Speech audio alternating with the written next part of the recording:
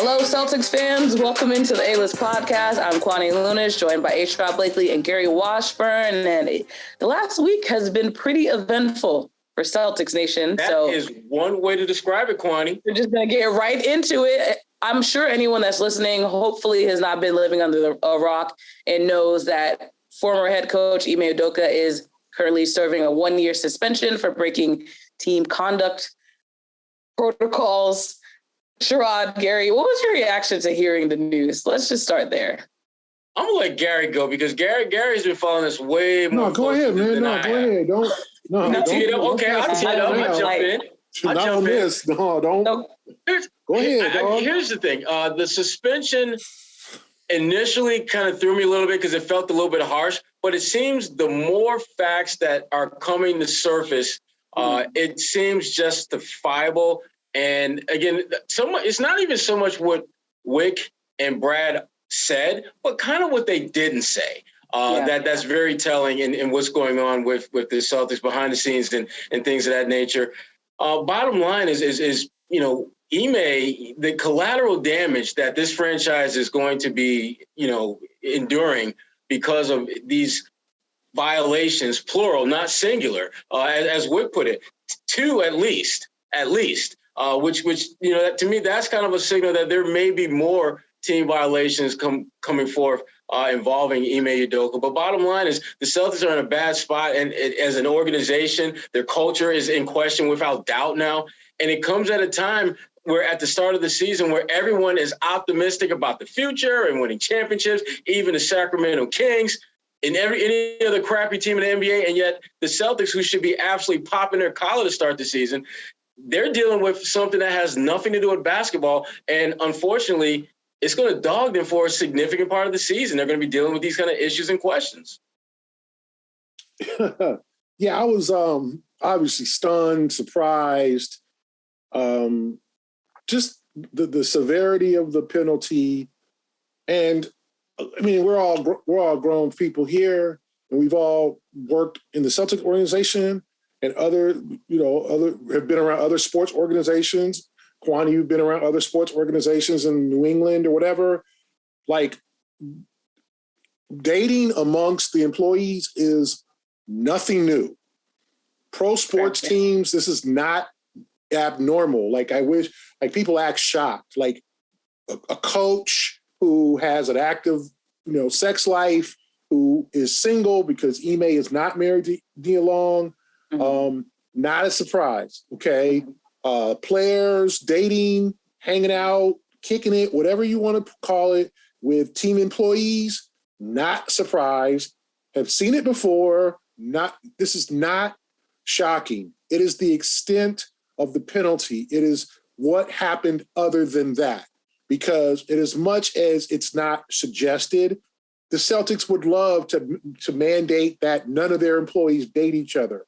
There have been companies that have had meetings and said, listen, folks, it's too much negativity coming from, lawsuits or potential breakups, ugly stuff at the workplace. Like, y'all can't date each other. None of y'all, like, there's been it's just workplace romance is normal as the day is long. So this is not surprising in that sense. The surprising part was the extent of the penalty. Like Sherrod said, the multiple violations that were committed by Coach Udoka, all of the above.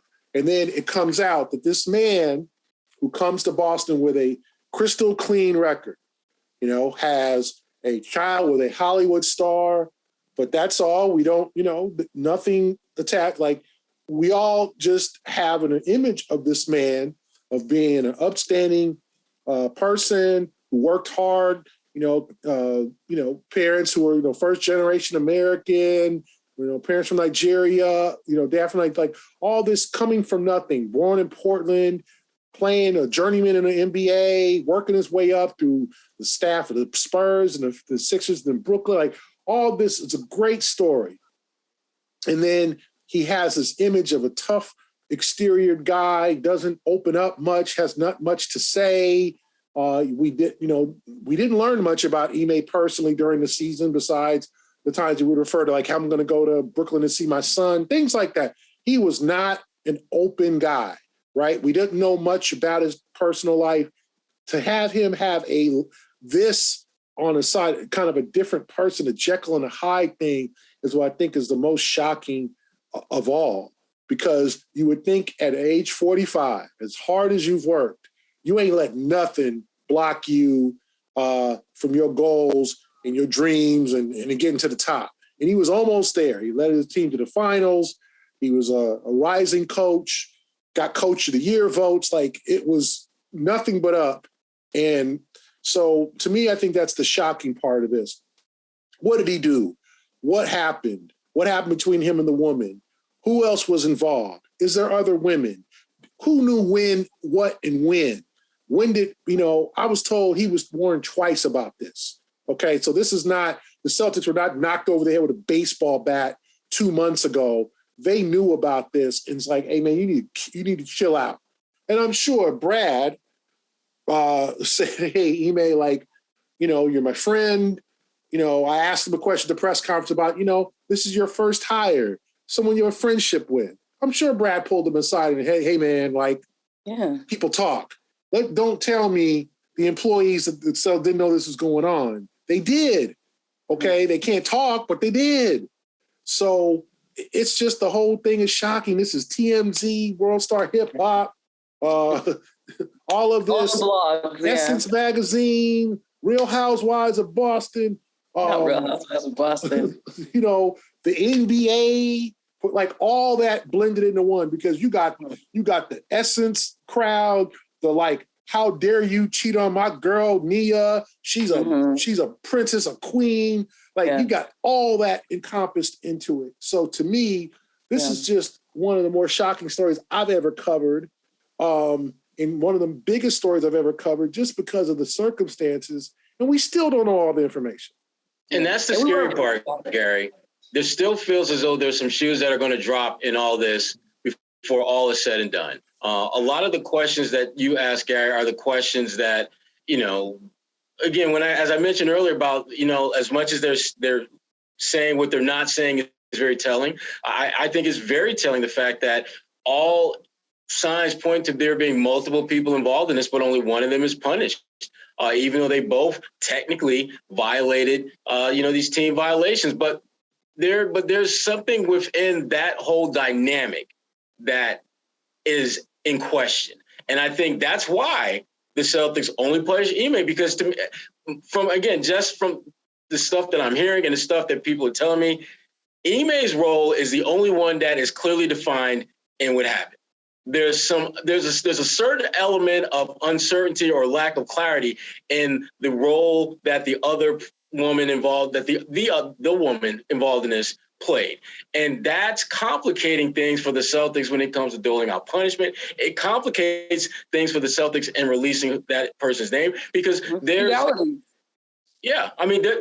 a lot of things that are happening within those moments that are unclear. And Garrett, to your point, with him being warned twice, you hear people say, well, it's not like this is the first time it's happened in office. You know what happens? They get warned once and they shut it down. Mm-hmm. Or they get warned a second time and they call it a wrap. They don't let it fester after that. That's how it's been handled in the past. Relationships between employees has gone on forever, but when it gets to the point where it might be problematic and they're told that this might be a problem, folks, shut it down. And Ime didn't.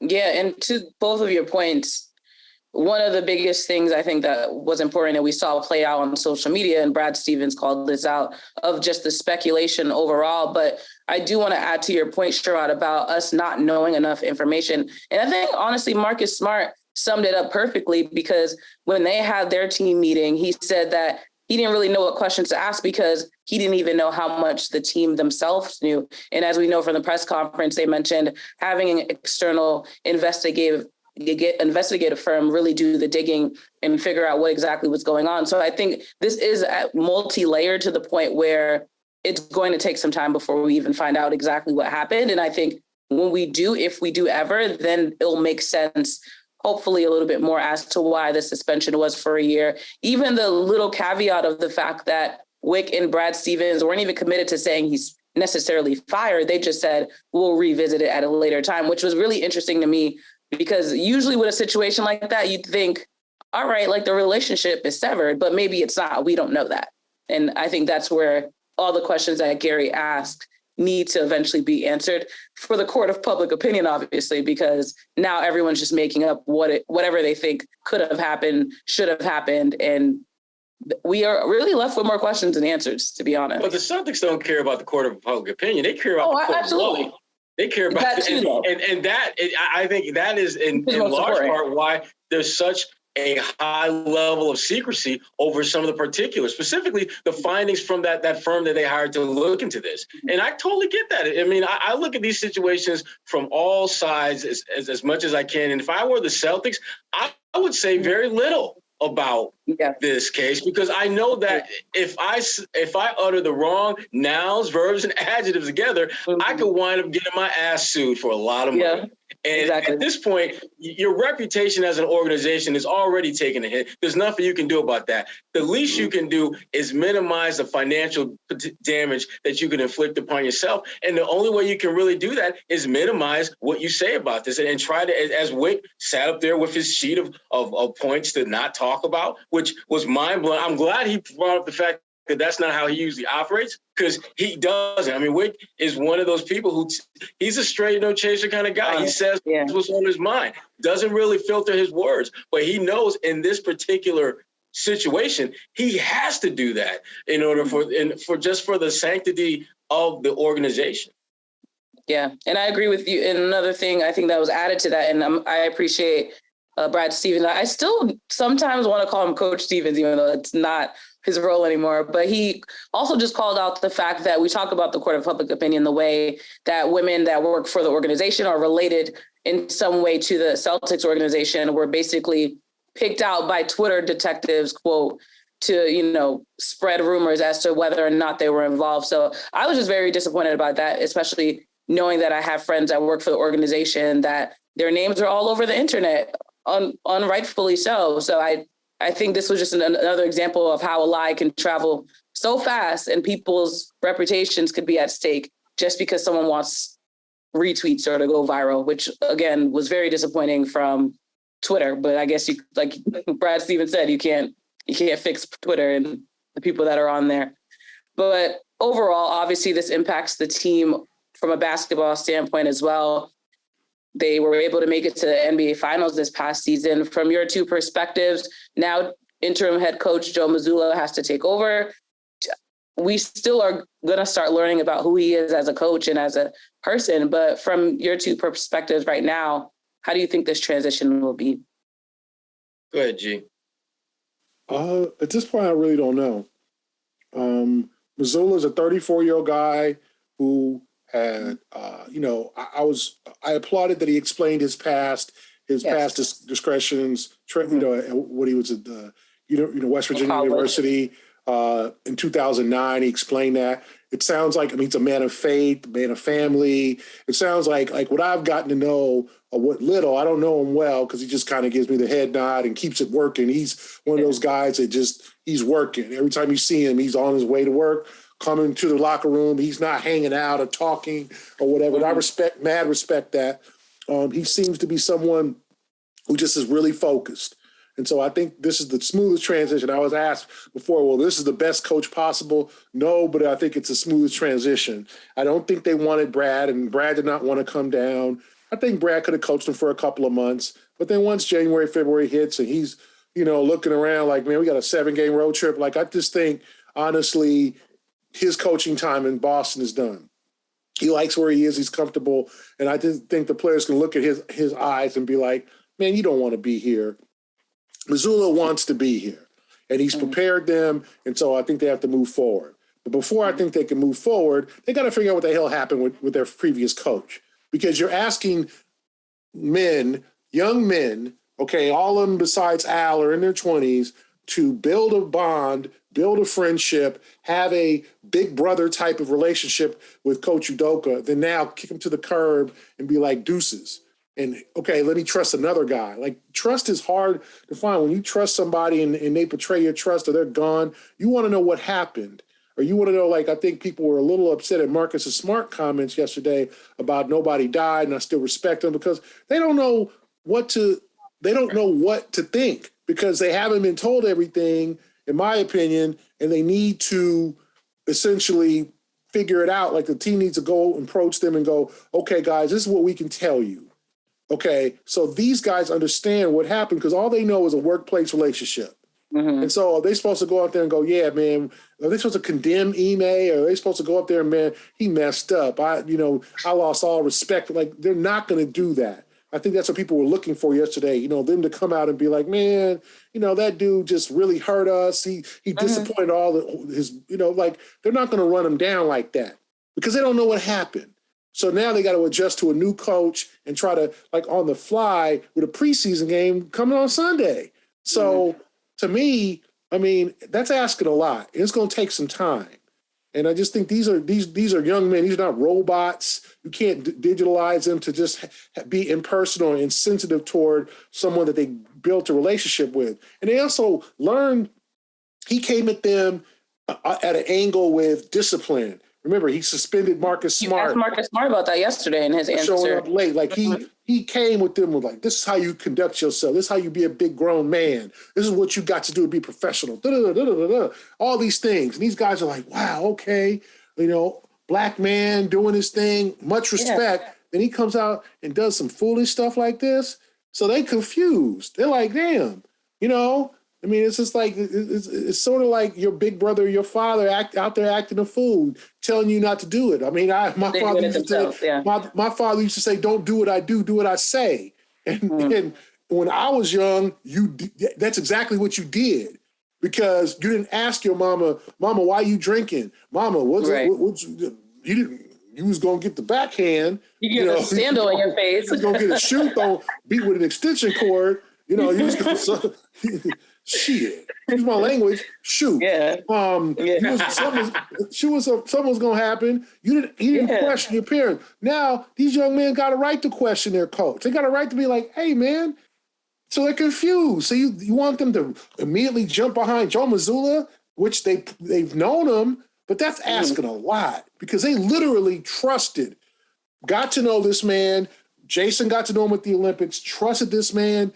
You living right. You doing what you're supposed to do. He comes with this serious, solemn type of personality. Like, I don't play that. Don't bring that stuff here. You need to raise your level of being a man and all that. He challenges them, and then he does this kind of stuff. He acting a fool. So it's going to be hard for the players to be like, okay, we'll just turn and follow the next coach. Hell no. That's why you got to let them know what happened so they can close the book on Ime and they can completely focus in on this season because that's asking a lot. That's asking us. We've built relationships with Ime Udoka. We've got to know him. We had our impressions of him. We had, what we thought of him. We've seen him, and I saw him literally a couple of weeks ago at the Hall of Fame. Gave me, hey, how you doing, man? Like, had no idea. And he was under investigation then. He knew I didn't probably coach my last game for this damn team. I'm out. Like, I'm sure I'm gonna see Gary ever again. Yeah, I'm sure he had that, like, yeah, my days are done. But I saw him in Springfield on September 10th or 11th, whatever it was. Like, when Ginobili, he was there for Ginobili's induction. So to me, we've built relationships. And now, it's like, man, what a disappointment. Like, this is what you was doing? How did you fool us? Because, you was talking this stuff, and it's just like I said, it's like having some of your role models, or not heroes, but, watching, some of the people you adore act a fool in public, or you get to know them and they're not what you think they like. You know what I'm saying? It's a little different, but you're asking the players just to pivot right away. That ain't happening. So I can't tell you how they're going to react to Mazzulla because I think they need some time to transition and adjust. They're going to play like everything's normal, but everything ain't normal. We all know that. I agree with everything you said, but at the same time, this might sound a little callous. And I think it's stemming from the question that you asked Brogdon about just having multiple coaches. If you play basketball, you've had multiple coaches throughout your career. I think on the flip side of your argument, though, there is this level of they do need, it's next man up. You always say next man up for players, but I think in the coaching situation, you realize you don't know enough. You might not learn anything anytime soon. And they're focused on winning another chip. And I think that's one of those situations where, unfortunately, they do have to just put it behind them. Training camp started on Tuesday. They have a game, like you mentioned, on Sunday. You have to just kind of roll with it. And I know it's easier said than done, but from the answers they gave in the press conference on Media Day, it seems as though at least they're saying the right things and they understand that they do have to move on at this point if they want to be successful. Some of them have moved on. Some of them weren't really impressed.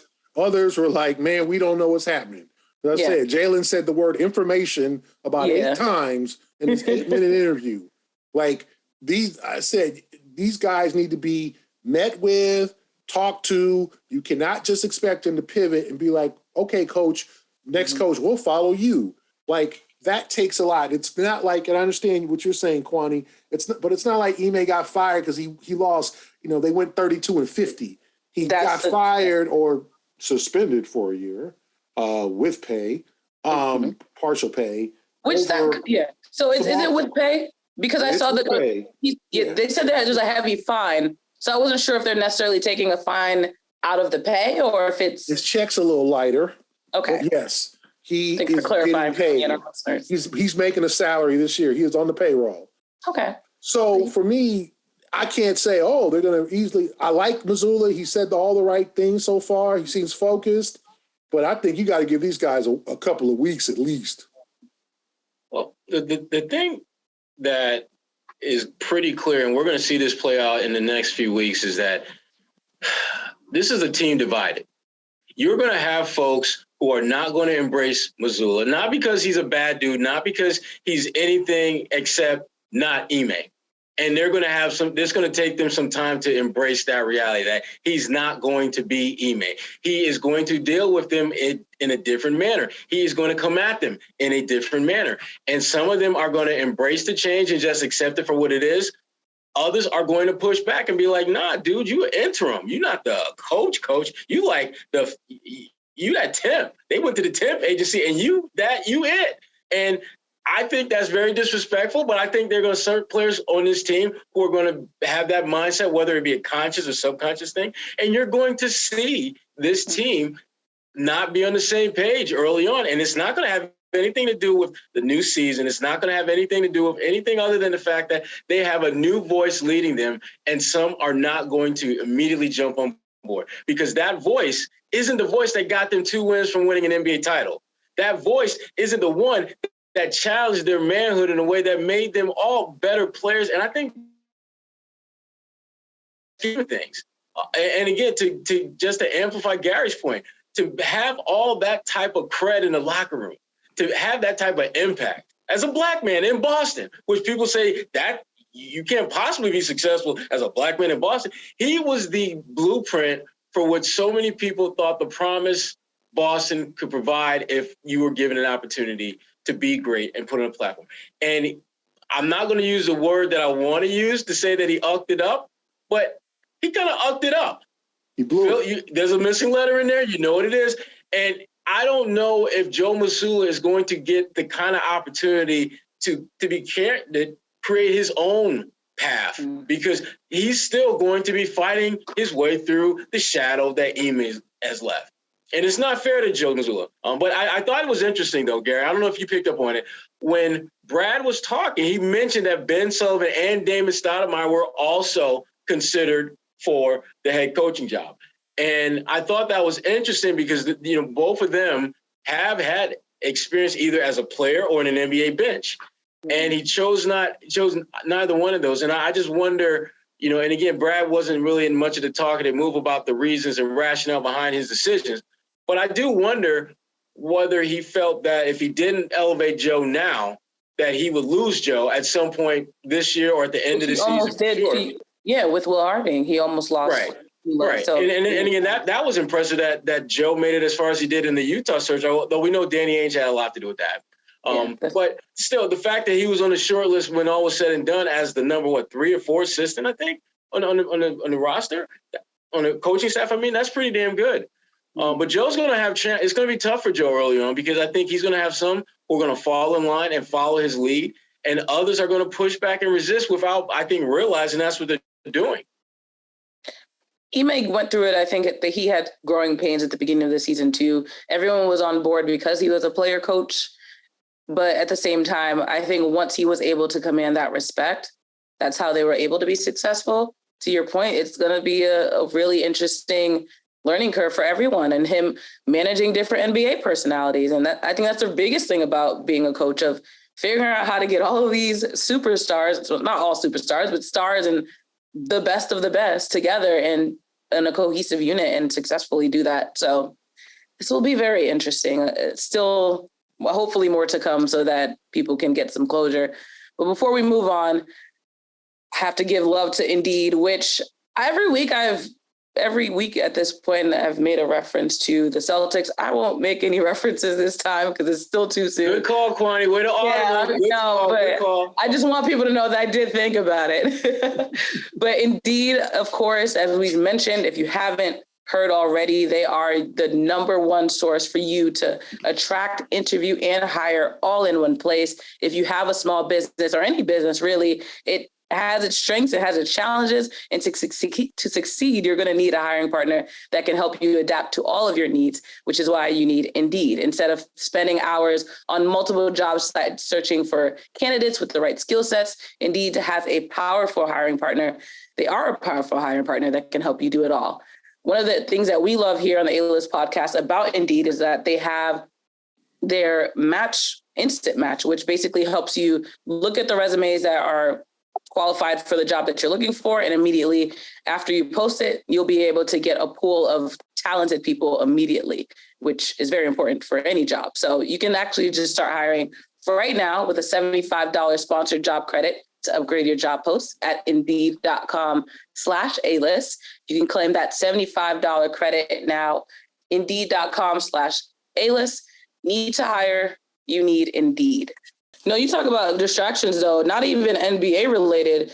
The Brett Favre welfare scamming situation was buried that day because of this. So it was also very telling what people are generally interested when you think about news cycles, for him to have kind of not gotten away with it, but that just get buried media-wise because of the way this blew up on the internet.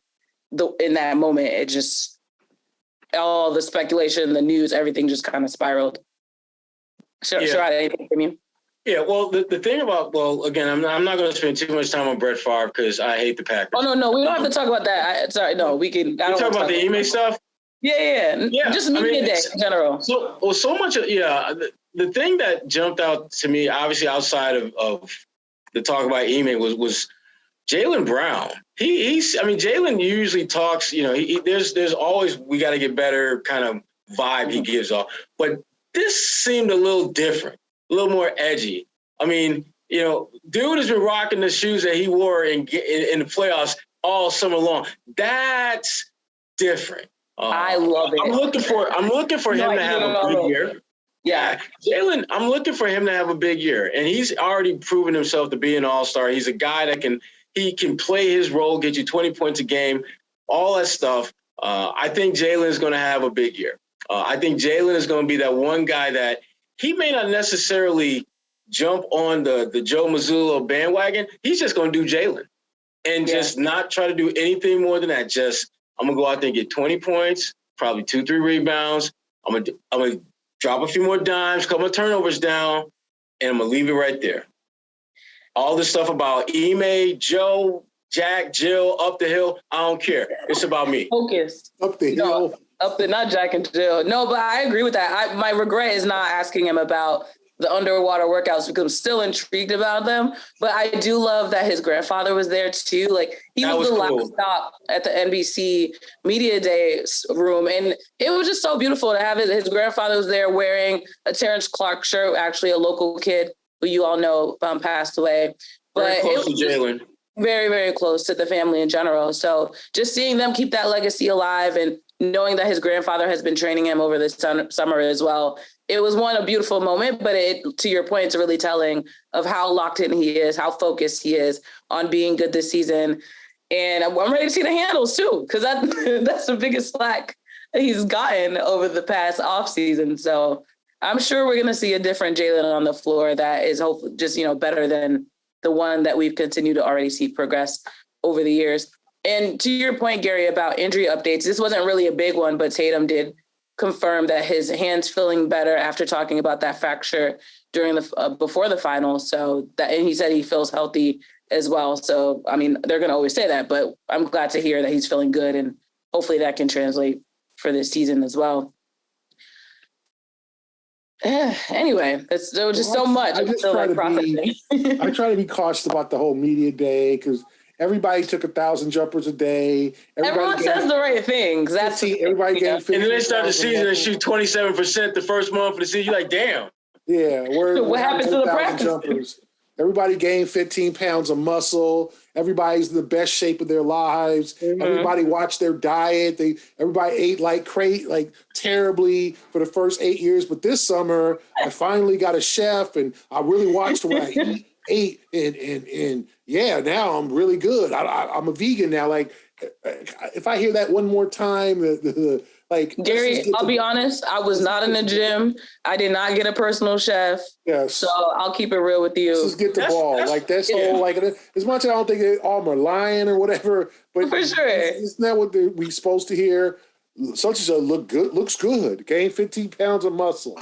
Right. What did James Harden? Did you hear James Harden said he lost 100 pounds in the 2000? He lost 100 pounds. But that's the epitome of what media day is. Yeah. See, my meme would be James Harden's meme. 100 pounds, okay. Yeah. Okay, I believe you. As much as I applaud media day and people, but everybody, no one says I'm out of shape. I had a bad summer. I eat burgers every Friday. Yeah. I need a couple of weeks to get myself in some shape. Last year, James Harden said he's in great shape. How'd that work out? The best shape of my life. If I hear that one more time, I gained 15 pounds of muscle, got a personal chef, changed my diet. Oh, now I'm going to be more aggressive. I learned, that's what everybody's supposed to say. Gary sees through the lies, people. Do not lie to Gary or any of us. For that matter. Be careful with the BS on media day. We talked a little bit about Joe Mazzulla, and Gary, you mentioned he was very honest about the fact that he did have some legal issues in his college days at West Virginia. So from both of you, what do you think Brad Stevens had to maybe vet and talk about with him before deciding to promote him to that level? Because I know the Celtics knew about the legal issues beforehand, but do you think that would have been a deterrent from them considering him for the role? I don't think so.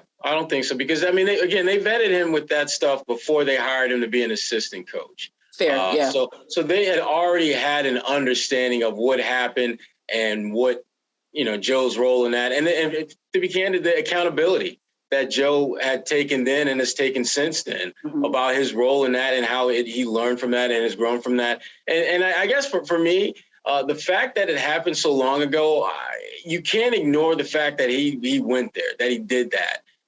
But you also, in the same breath, can't ignore the fact that what has he done since then? Are there tangible aspects of his life that are different now from that moment? And the answer to that is yes. I mean, Joe has been everything you could possibly want in an up-and-coming assistant coach. He puts in the work.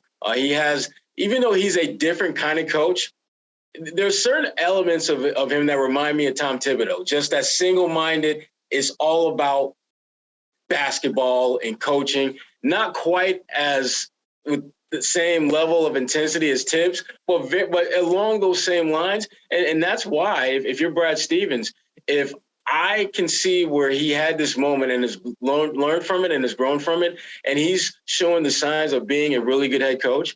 I'm willing to take the hit from an optics standpoint that you're going to take for hiring him, because there's no question about it. People are going to be looking at the Celtics side eye saying, wait a minute, you're just suspending a coach for a year because of not so nice behavior. And now you're bringing in a coach who has a confirmed track record, not a lengthy one, but just it's definitely part of his package where he committed something like that, more than a decade ago. Again, from an optics standpoint, it's definitely not a good look for the Celtics. But the Celtics have shown time and time again they're not as consumed by optics as a lot of people might be. They're more concerned about, can this guy coach, and can the issues that he had at West Virginia, are those, in fact, things of the past that he's learned and grown from? And I think they feel the answer to that is yes. And based on my engagements and just being around Joe, I would say he has grown from that. I have to agree. Even in media day, I was telling Gary before we started recording, he carried himself in a very focused, locked in mode. And it could have partly been nerves. It is, a big job. But at the same time, even the answers that he gave, you can tell that, one, he understands how this media thing works. He's already prepared from that aspect, but he really is focused on how can he get this group together? How can they be successful? And I think to the points that we've all made, he understands the severity of what is happening as he has to go into a role and just take charge. So that's no easy task, but I think he's ready for it. He seems locked in, and we'll see how that plays out for him. Yeah. He's like, there's nothing else to be said. Yeah, I was impressed with him.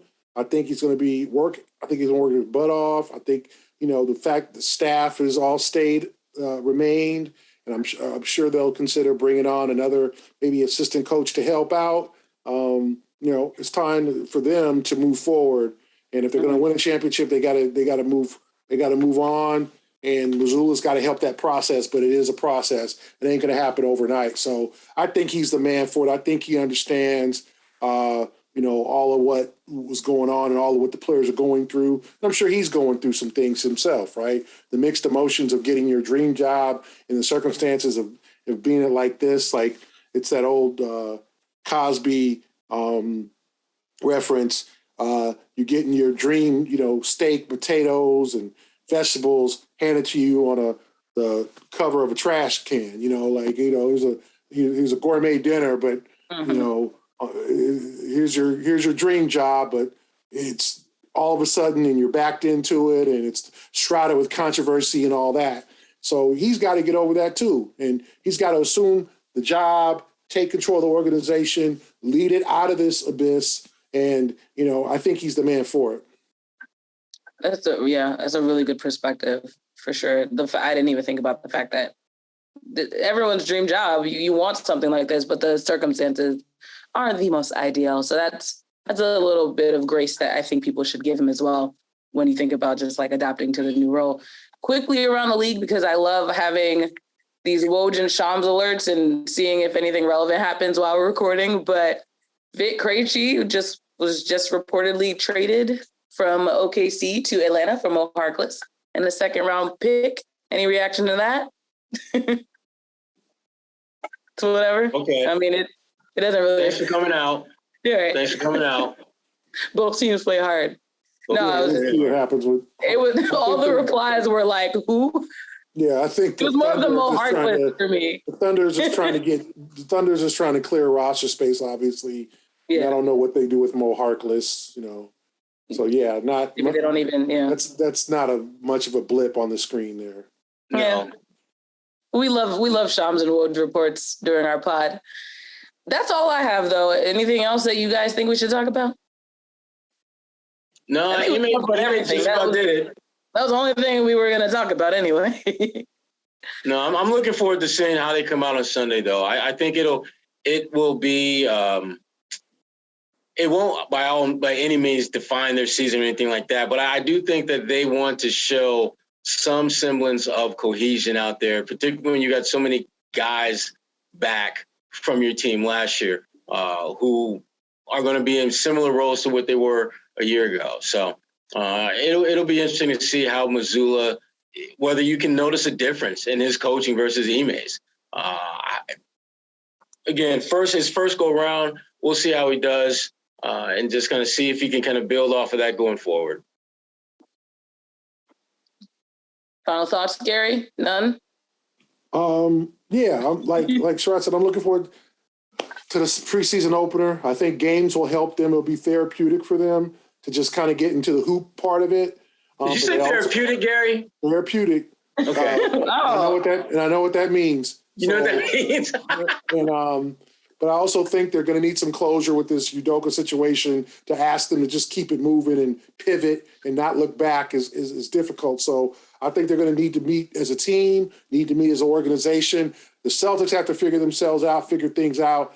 And Brad has to ask himself, like, how did I let this happen? How did I let this happen in our organization? So a lot of reflecting with Wick, with Brad, with the coaching staff, with the players, all got to figure things out. Not the players got to figure it out, but they got to get closure and figure out how to move forward positively and make the best of the situation.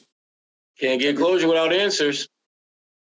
That's a good point. Hopefully by next week we'll have answers. I'm not betting on that, but, I got to say, though, my favorite moment from Media Day, Fiondu Kabengele, Sherrod, Gary would struggle to say his name, but we figured out his name. Him and JD both came into the room to do their shoots, and rookies always get mistreated on Media Day, no matter what it is, but he basically just booted JD out of the shoot because vets, got to do that. Yeah. So there's that video on Instagram if you want to go check it out. Kwani, I thought your favorite moment was going to be when you gave Grant Williams flowers.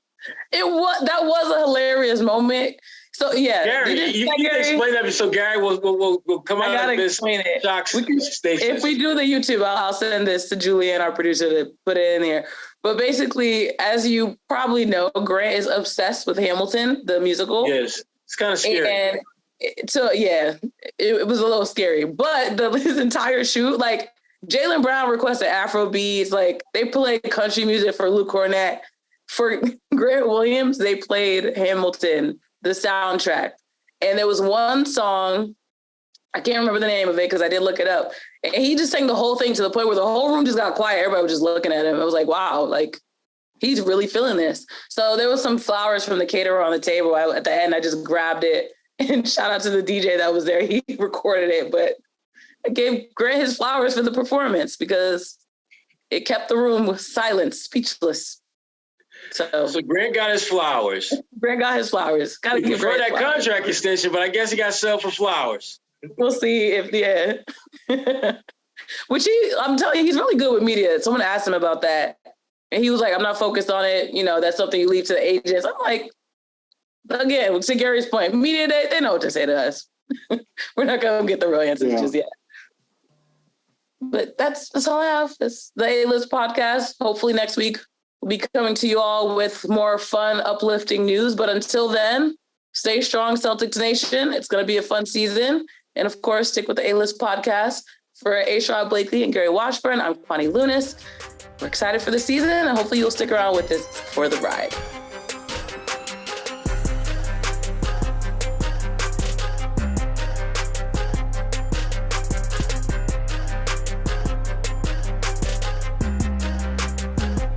The A-List podcast is powered by Indeed. Start hiring right now with a $75 sponsored job credit to upgrade your job post at Indeed.com/A-List.